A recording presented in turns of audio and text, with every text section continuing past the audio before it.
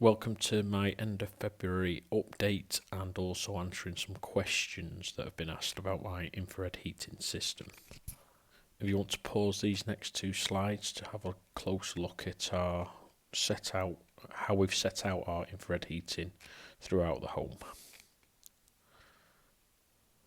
And just a quick reminder that our costs are based on the Octopus Intelligent Tariff and the system that we have at home, including solar PV and 2 storage battery systems. We've now used just over 3 megawatt hours of electricity for our infrared heating system since the end of September. And again, please pause the slide to have a close look at where the energy is going in which rooms.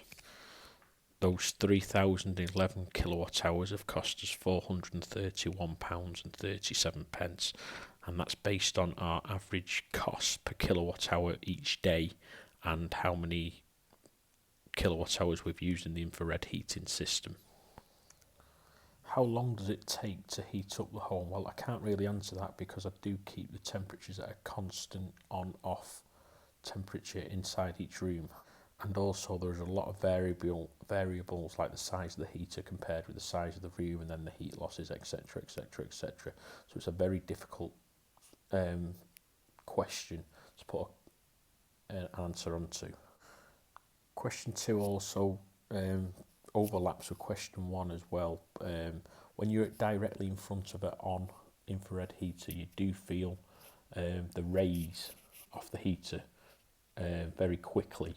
But obviously that's not heating up the whole room. So to answer your question, I would say no.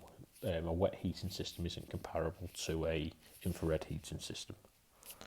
Question 3, there's a lot of variables in this, and the biggest variable of all is how cold it is outside.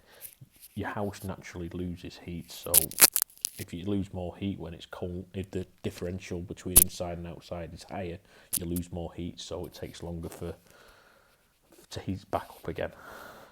And question 4, really the answer is exactly the same as question 3. If it's colder outside, it takes longer to heat the rooms up, and the infrared heaters are on less if it's warmer outside.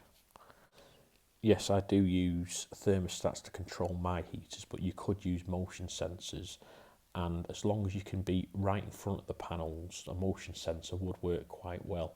But if you have any furniture or anything in front of the panels, it obviously takes the heat away, unless you're having the secondary advantage of heating the air and controlling the temperatures inside the room rather than controlling the direct heat.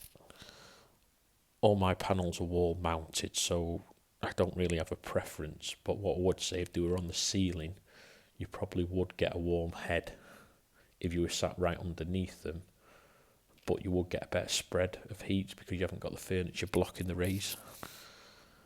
Question 7, would I do anything different installing again? Yeah, I probably would put them on the ceiling to get a better spread of heat for when they're on, because you do feel a significant change when you're stood right in front of the heaters compared with if you're stood behind a sofa or something like that.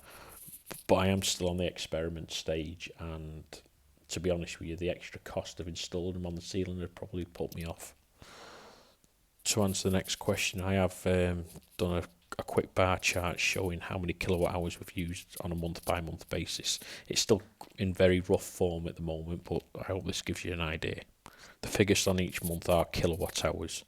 As usual, thanks for watching. Please like and subscribe. If you've got any more comments or questions, please ask it in the section below.